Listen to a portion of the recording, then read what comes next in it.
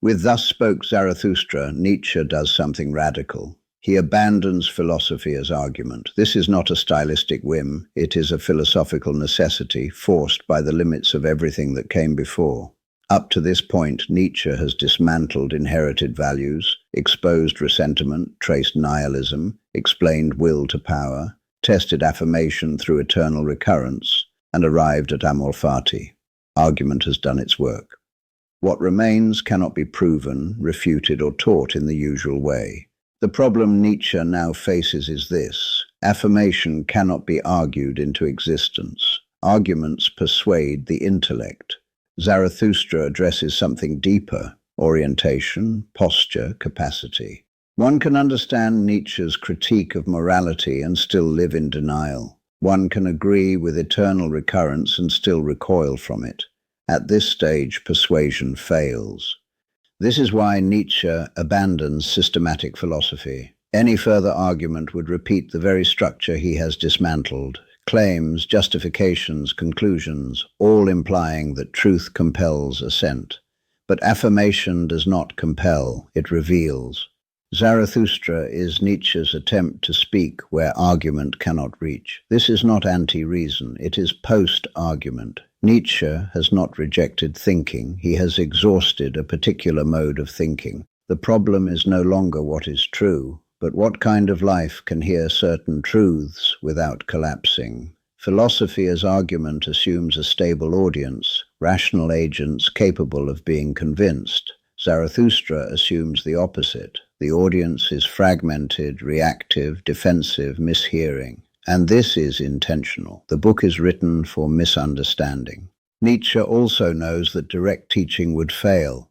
To say, be affirmative, overcome resentment, or love necessity, would immediately turn affirmation into command, into morality by another name. Zarathustra avoids this by refusing to instruct plainly. Instead, Nietzsche stages ideas. He performs them. He lets them move, fail, repeat, contradict themselves. The form becomes the philosophy. This is why Zarathustra reads like prophecy, poetry, sermon, parody, and drama all at once.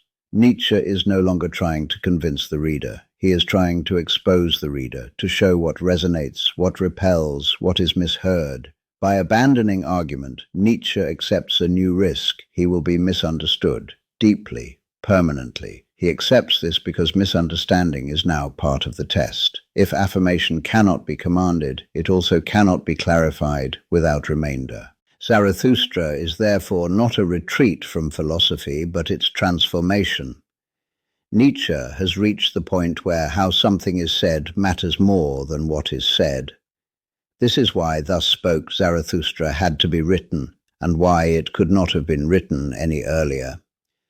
Thus Spoke Zarathustra is often approached as if it were a philosophy book in disguise, a poetic wrapper around doctrines that could, in principle, be extracted and summarised.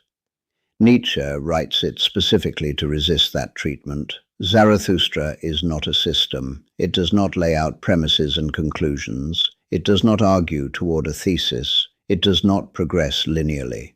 Any attempt to read it this way produces frustration or distortion, and Nietzsche intends that frustration. Philosophy books aim at clarity and agreement. Zarathustra aims at provocation and division. Readers do not converge on a shared understanding. They diverge. Some are exhilarated, some offended, some confused, some bored. That divergence is part of the book's function. Nietzsche refuses to organize Zarathustra into a doctrine because doctrine invites belief. Belief invites obedience. Obedience reproduces morality, the very structure he is trying to overcome. Zarathustra does not want followers, it wants responses. This is why the book constantly shifts tone. It preaches, mocks, sings, withdraws, contradicts itself. A stable philosophical voice would suggest authority. Zarathustra undermines its own authority repeatedly. Zarathustra also refuses final definitions. Concepts appear, vanish, reappear in altered form. Overman, eternal recurrence, affirmation, decadence, none are pinned down conclusively. Meaning emerges through repetition and variation, not definition. This frustrates the academic impulse to extract positions. Nietzsche knows that any summary of Zarathustra will be a betrayal. The book is not designed to transmit content efficiently. It is designed to do something to the reader. Calling Zarathustra a philosophy book, therefore, misses the point. It is closer to a performance than a treatise. Ideas are enacted rather than asserted. Failures are shown rather than corrected. Nietzsche also anticipates misuse. A systematic presentation would make Zarathustra easy to weaponize. By keeping it unstable, Nietzsche limits its availability to dogma. This is why Zarathustra cannot be reduced to slogans without violence to its form. The book resists being mined for quotations precisely because quotations remove context and rhythm, the very elements that carry meaning. Zarathustra is philosophical, but not in the traditional sense. It operates on orientation rather than instruction. It aims not to convince, but to reveal capacity. To read Zarathustra as a philosophy book is therefore to miss why Nietzsche wrote it the way he did. The form is not decoration, it is the argument and the test. Nietzsche does not speak in his own voice in Thus Spoke Zarathustra because speaking directly would sabotage what he is trying to do. A philosopher who argues in his own name invites agreement or disagreement. A prophet figure does something different. He speaks from a distance that cannot be easily assimilated. Zarathustra is not Nietzsche's mask, he is a device. By placing ideas in the mouth of a prophetic character, Nietzsche breaks the reader's pravitchka to treat philosophy as a set of positions to be evaluated. Zarathustra does not argue. He proclaims, retreats, contradicts himself, and fails to be understood. This forces the reader into a different posture. A prophet does not persuade through reasons. He speaks from conviction, rhythm, and vision. Nietzsche chooses this form because the ideas at stake, affirmation, value creation, love of fate, cannot be validated by proof. They can only be heard, resisted, or ignored. Distance matters here. If Nietzsche were to say, "This is what you should think," the reader could respond intellectually. By letting Zarathustra speak, Nietzsche makes misunderstanding unavoidable. The reader must decide whether they are listening, mishearing, mocking, or recoiling. Each response reveals something. Zarathustra also allows Nietzsche to stage failure. The prophet repeatedly fails to reach his audience. He descends, speaks, is misunderstood, retreats, and returns changed. This would be awkward and self-defeating in a philosophical treatise. In Zarathustra, it becomes the point. The prophet figure also disrupts authority. Prophets traditionally claim divine backing. Zarathustra has none. His authority is unstable, self-questioning, and often ironic. This destabilization prevents the reader from submitting comfortably. There is no doctrine to obey. Nietzsche also uses Zarathustra to separate message from messenger. The reader cannot simply accept or reject Nietzsche as a thinker. They must confront the experience of hearing Zarathustra speak, the tone, the excess, the repetition, the strangeness. By choosing a prophet, Nietzsche avoids the trap of instruction. He does not tell the reader how to live. He exposes the reader to a voice that either resonates or irritates. In both cases, something is revealed. Zarathustra therefore functions as a mirror, not a teacher. The figure exists to provoke reaction, not agreement. Nietzsche knows that affirmation cannot be transmitted as content. It must emerge, or fail to emerge, in response to a voice that refuses to explain itself away. This is why Zarathustra speaks in parables, hymns, and provocations rather than arguments. The form filters the audience. Only those who can tolerate ambiguity, excess, and self-undermining will remain engaged. Nietzsche chooses a prophet figure because the final stage of his philosophy cannot be taught. It can only be encountered. Nietzsche structures Thus Spoke Zarathustra as parable, poetry, and performance because he is no longer trying to transfer information. He is trying to shape experience. Argument appeals to reason, performance appeals to rhythm, repetition, mood, and memory, the deeper layers where orientation is formed.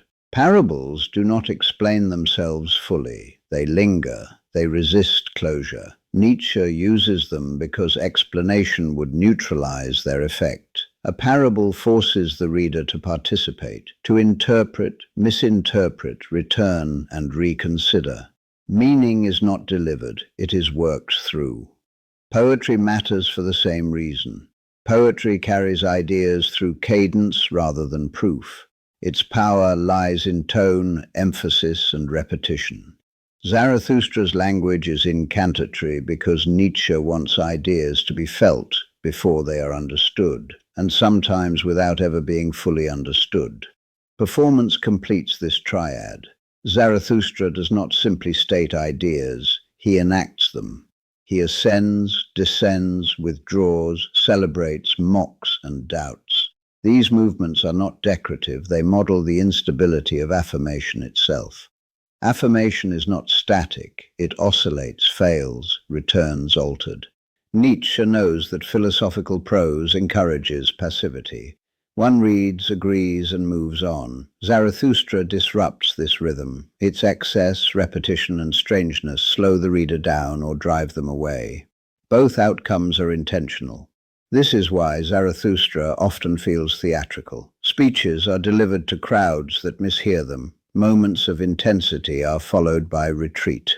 Silence is allowed to matter. Nietzsche stages not just ideas, but their reception. By using poetry and performance, Nietzsche also prevents premature mastery. One cannot easily summarize or get Zarathustra. The reader must live with it, return to it, and often abandon it before coming back. This mirrors the way affirmation itself cannot be grasped all at once. Nietzsche is also protecting the text from systematization. Systems flatten, performance resists flattening. What appears inconsistent in prose becomes expressive in drama. Contradictions are no longer errors, they are tensions that must be borne. Parable, poetry, and performance therefore function as filters. Readers looking for instruction will be frustrated. Readers willing to be unsettled may remain. Nietzsche is not interested in mass comprehension. He is interested in resonance. Zarathustra's form does not clarify meaning, it tests capacity. What one hears in the text depends on what one brings to it. The style ensures that no reading is neutral. This is why Zarathustra is so often misunderstood. Misunderstanding is not a failure of the book, it is part of its design. Nietzsche wants the form itself to do philosophical work that argument can no longer perform.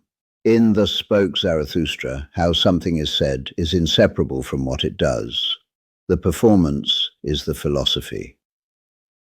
Thus Spoke Zarathustra is not a static presentation of ideas. It unfolds as a psychological drama, and this is essential to what Nietzsche is doing. Zarathustra is not a mouthpiece delivering settled truths. He is a figure who changes, hesitates, retreats, and returns altered.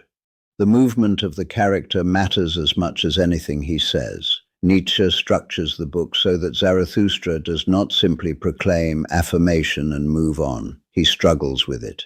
He speaks to crowds and is misunderstood. He withdraws into solitude. He doubts his audience, his mission, and at times himself. These shifts are not narrative decoration. They enact the difficulty of affirmation itself. If Zarathustra were psychologically consistent, the book would become didactic. Nietzsche avoids this by allowing failure to remain visible. Zarathustra's speeches do not land cleanly. His listeners mishear him, trivialize his message, or turn it into caricature. This mirrors Nietzsche's own awareness that his ideas cannot be received straightforwardly. The drama is internal as well as external. Zarathustra oscillates between confidence and exhaustion, joy and heaviness, descent and retreat. These oscillations reflect the instability of the stance Nietzsche is exploring. Affirmation is not a permanent state. It must be continually renegotiated in the face of resistance, misunderstanding, and solitude. Nietzsche also uses this dramatic structure to avoid presenting affirmation as achievement. Zarathustra does not arrive at a final condition and remain there. He circles, repeats, and revisits themes. The book moves rhythmically rather than progressively. This resists the temptation to treat affirmation as a goal one reaches and then possesses. The psychological drama also protects the reader from hero worship. Zarathustra is not idealized. He is fallible, at times frustrated, even lonely. Nietzsche refuses to present a perfected figure because perfection would invite imitation. Zarathustra's instability blocks that impulse. By showing Zarathustra's inner movement, Nietzsche allows readers to recognize their own responses, attraction, irritation, boredom, exhilaration, as part of the philosophical encounter. The book does not ask, "Do you agree?" It asks, "What happens to you as you read this?" This is why Zarathustra cannot be read as a container of doctrines. The ideas are inseparable from the psychological drama in which they appear. Remove the drama, and the ideas harden into slogans. Nietzsche turns philosophy into drama here because drama allows contradiction, failure, and return without resolution. Affirmation must be lived through tension, not resolved by explanation. Zarathustra's movement embodies that tension. In this sense, Thus Spoke Zarathustra is not about Zarathustra alone. It stages the drama of encountering affirmation itself, its exhilaration, its difficulty, and its refusal to settle.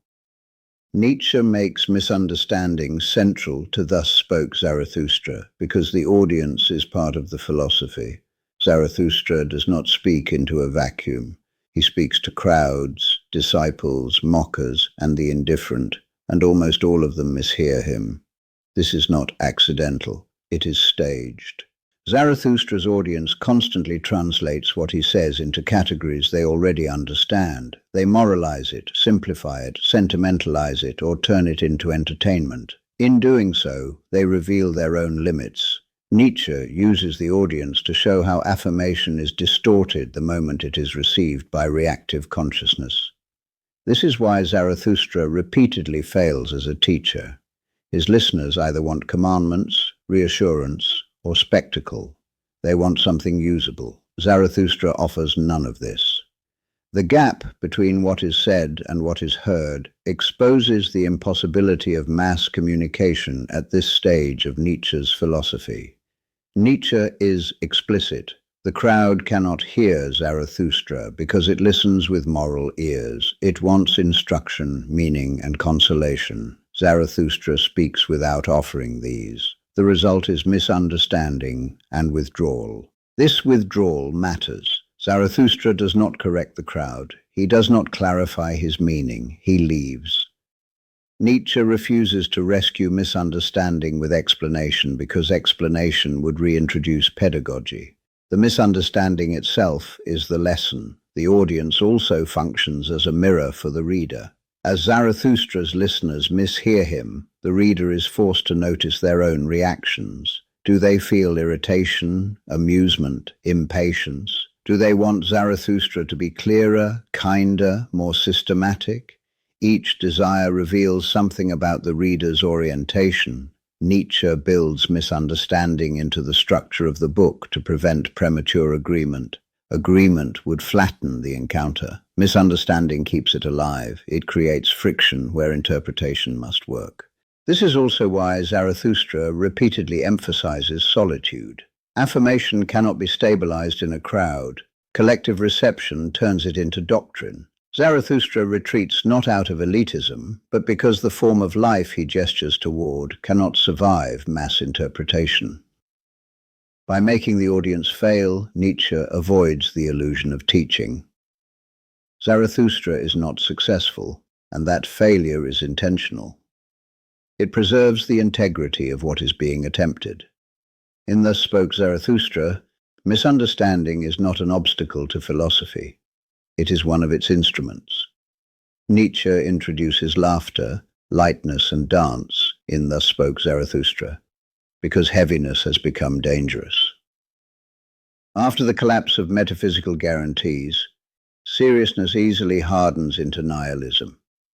What cannot laugh at itself risks turning affirmation into another burden. Laughter here is not mockery and not distraction. It is a sign of strength. To laugh is to show that one is not crushed by what one has understood.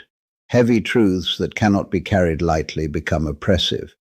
Nietzsche treats laughter as a test of whether affirmation has truly taken hold. This is why Zarathustra repeatedly mocks solemnity. Excessive seriousness signals attachment to authority, to moral gravity, to the need for justification. Where everything must be grave, life is still being placed on trial. Laughter breaks that trial. Dance intensifies this point. Dancing bodies do not argue, they move. Dance is affirmation without explanation. It expresses a yes that does not need reasons. Nietzsche contrasts this with moral postures that stand rigid, judging and condemning. Lightness is not denial of depth. It is the ability to carry depth without being bent by it. Zarathustra's lightness emerges only after confrontation with the heaviest ideas: nihilism, eternal recurrence, necessity. Without that confrontation, lightness would be shallow. Nietzsche uses laughter and dance to prevent affirmation from becoming another ascetic ideal. Ascetic seriousness thrives on self-denial and moral weight. Zarathustra's laughter disrupts that tendency. It refuses to turn affirmation into obligation. This is also why Zarathustra is playful, ironic, and excessive. Play signals freedom from moral accounting. Where play appears, resentment has loosened its grip. Laughter marks the absence of inner accusation. Nietzsche is explicit that those who cannot laugh at Zarathustra are not ready to hear him. Their seriousness betrays lingering dependence on moral authority. They want meaning to be heavy, binding, unquestionable. Laughter, lightness, and dance therefore function as filters. They separate those who seek certainty from those who can move within uncertainty.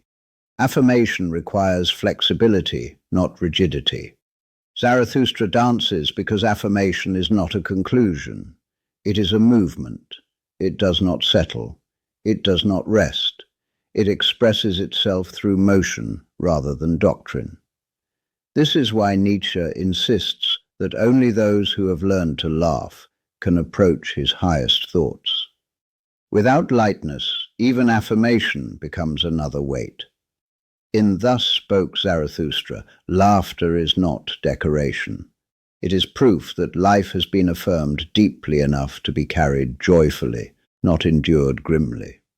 Thus Spoke Zarathustra is saturated with contradictions, and Nietzsche places them there deliberately. These are not oversights, nor signs of philosophical confusion. They are structural features of the book, designed to block premature understanding.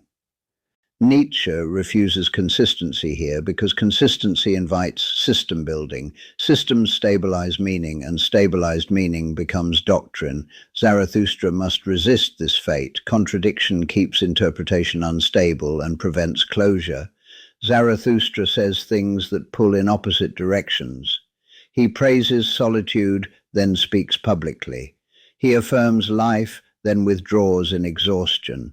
He mocks teachers, then teaches. These tensions are not meant to be resolved. They reflect the conditions of affirmation itself. Affirmation, for Nietzsche, is not a fixed position. It is a stance that must be continually renegotiated. Contradiction expresses this instability honestly. A smooth, coherent Zarathustra would lie about the difficulty of what is being attempted. Nietzsche also uses contradiction to prevent imitation. If Zarathustra were consistent, he could be copied. One could extract a posture and perform it. Contradiction frustrates this. The reader cannot simply model themselves on Zarathustra without confronting the tensions he inhabits. These contradictions also function as tests of reading. Readers who demand coherence will either flatten the text or reject it. Readers who can tolerate tension may stay with it. Nietzsche is filtering for capacity, not agreement. Contradiction further protects Zarathustra from moralization. Moral systems rely on clarity, rules, and consistency. Zarathustra's instability prevents it from becoming another moral framework. Any attempt to moralize it collapses under internal tension. Nietzsche also recognizes that life itself is contradictory, drives conflict, desires collide, strength and fragility coexist. Zarathustra mirrors this rather than resolving it artificially. Philosophy that erases contradiction falsifies life. By refusing synthesis, Nietzsche forces the reader to live with tension rather than resolve it conceptually. The book does not offer a final position, it offers a field of forces that must be navigated. This is why Zarathustra cannot be systematized without violence. Any attempt to smooth its contradictions produces a caricature.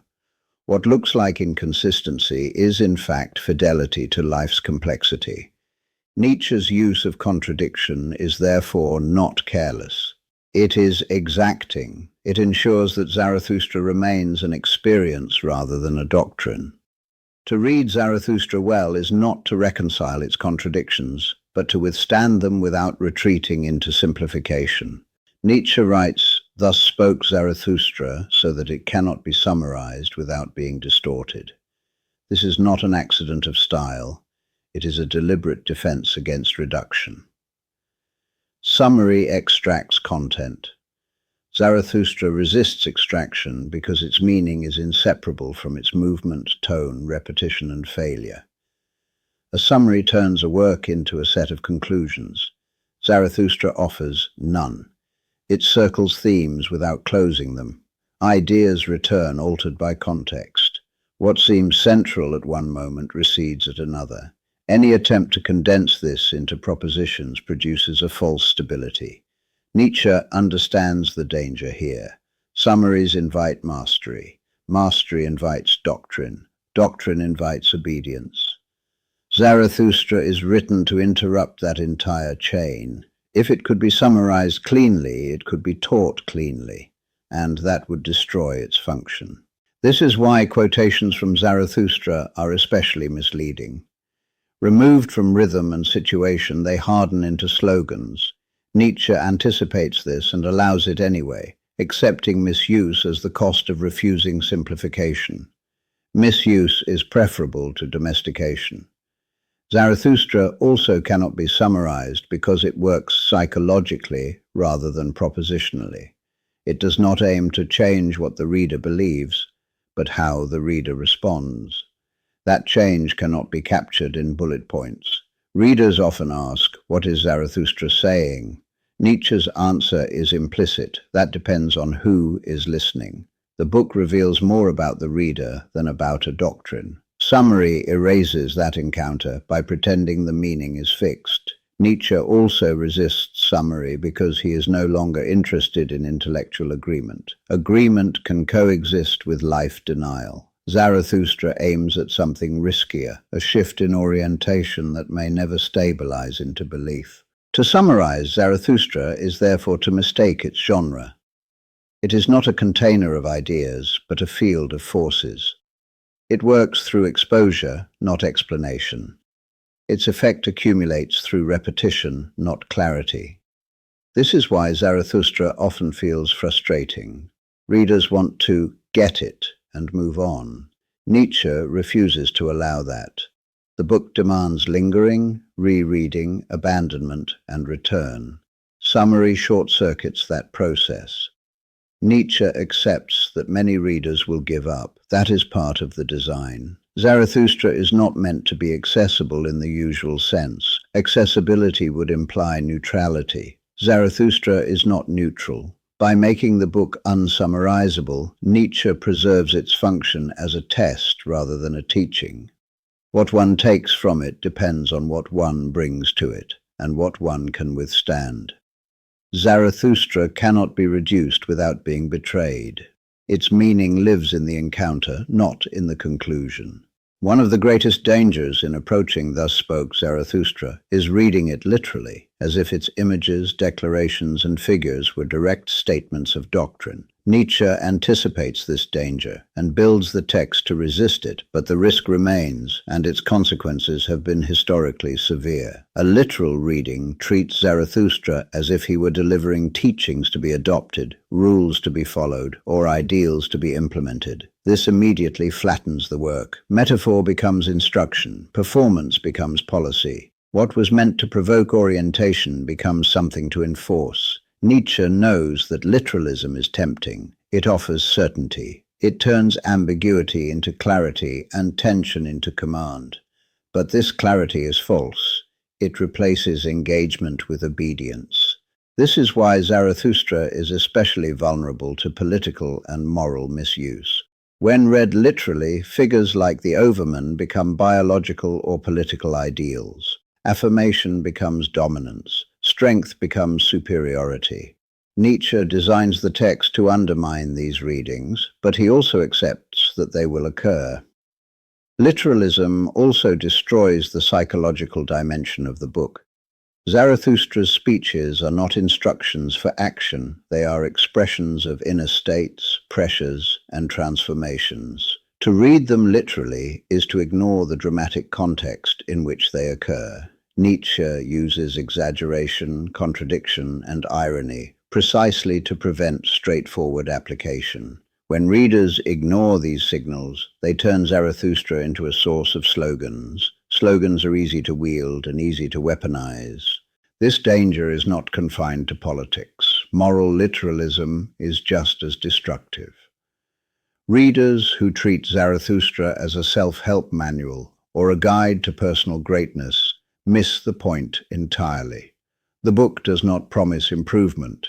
It exposes limits. Nietzsche is aware that once literalism takes hold, the work will be used against life rather than in affirmation of it. Doctrines replace orientation. Certainty replaces risk. The book becomes a tool rather than an encounter. This is why Nietzsche never clarifies Zarathustra fully. Clarification would invite literal application. Ambiguity keeps the reader responsible for interpretation. It prevents delegation of meaning. Reading Zarathustra literally is therefore not just a misunderstanding, it is a category error. It mistakes a dramatic, poetic, and psychological work for a set of propositions. In doing so, it neutralizes everything Nietzsche is attempting. Nietzsche accepts this risk because the alternative, safety through clarity, would destroy the work's purpose. Zarathustra must remain dangerous to remain honest. The danger lies not in Zarathustra itself, but in the reader's desire for certainty.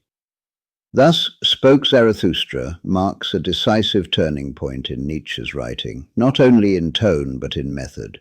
Everything after it is shaped by what Zarathustra makes possible, and by what it exposes as impossible.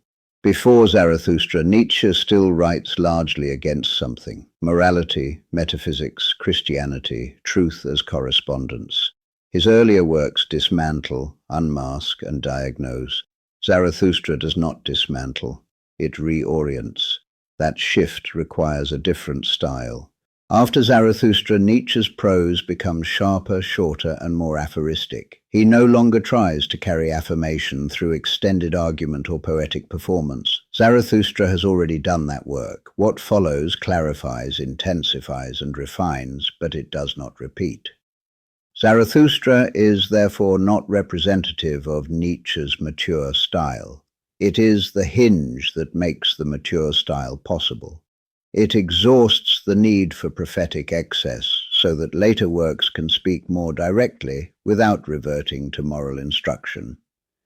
This also explains why Nietzsche never writes another book like it. Zarathustra is not a model to be repeated. Repetition would turn it into formula. Its uniqueness protects it from becoming a genre. The stylistic risk Nietzsche takes here also reveals something important. Zarathustra is written from inside the transformation Nietzsche is describing. Later works reflect on that transformation. The tone shifts because the position has stabilized. This is why Zarathustra often feels unstable, exuberant, and uneven compared to works like Beyond Good and Evil or Twilight of the Idols. Those later texts presuppose what Zarathustra enacts. They no longer need to perform it.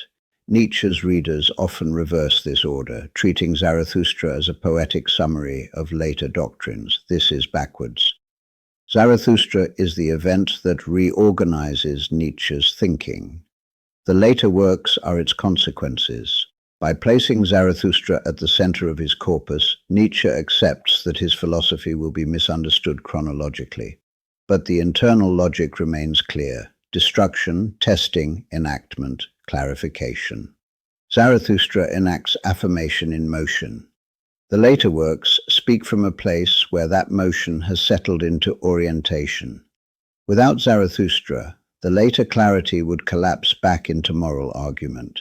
This is why Thus Spoke Zarathustra is indispensable, even though it is not repeatable. It is the moment where Nietzsche risks everything stylistically in order to move philosophy beyond critique. After Zarathustra, Nietzsche can afford to be precise again, because the deepest work has already been done. Nietzsche does not write Thus Spoke Zarathustra to teach the reader what to think. He writes it to test whether the reader can withstand a certain orientation toward life without retreating into denial, morality, or doctrine. Teaching presupposes that content can be transferred. Zarathustra refuses transfer. It exposes the reader to pressures, rhythms, contradictions, and excess that either resonate or repel. The response matters more than the comprehension. This is why Zarathustra constantly courts misunderstanding. A teaching would clarify itself. A test allows failure. Nietzsche accepts that most readers will fail, not morally, but existentially. They will want clarity, rules, reassurance, or closure. Zarathustra offers none. The book tests several capacities at once: tolerance for ambiguity, resistance to moralization, willingness to stand without justification, and the ability to affirm without appeal. These capacities cannot be cultivated through instruction. They reveal themselves under pressure. Nietzsche also uses Zarathustra to test interpretive honesty. Readers who extract slogans reveal their hunger for authority. Readers who demand consistency reveal their need for systems. Readers who recoil from laughter reveal their attachment to seriousness. Each reaction exposes something. This is why Zarathustra never resolves itself. Resolution would end the test. The book closes without closure, leaving the reader where Nietzsche wants them, alone with their response. Zarathustra is therefore not successful or unsuccessful in the usual sense. Its value lies in what it reveals, not in what it transmits. It does not aim for consensus. It aims for differentiation. Nietzsche understands that this makes Zarathustra dangerous. Tests can wound. They can expose limits people would rather not see. But safety would require dilution, and dilution would betray the project. By making Zarathustra a test rather than a teaching, Nietzsche preserves the integrity of his final affirmation. He refuses to turn it into doctrine, ideology, or method. What remains cannot be possessed. It can only be encountered. This is why Zarathustra stands at the center of Nietzsche's philosophy, without functioning as its summary. It does not conclude the system. It disrupts the very idea of system. To read Zarathustra is not to learn something. It is to discover whether one can stand where Nietzsche is pointing without demanding support. That is why Thus Spoke Zarathustra remains Nietzsche's most personal and most dangerous work, and why it can never be replaced by explanation.